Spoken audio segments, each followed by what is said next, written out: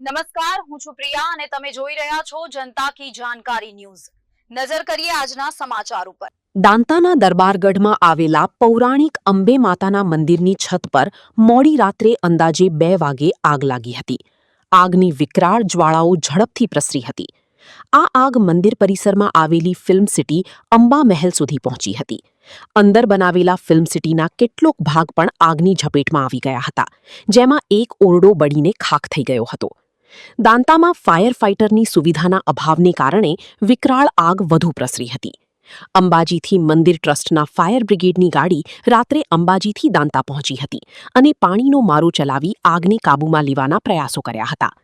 સ્થાનિક લોકોએ પણ આગ જોઈને તાત્કાલિક મદદ માટે દોડી આવ્યા હતા અને પાણી છાંટીને આગ બુઝાવવામાં મદદ કરી હતી।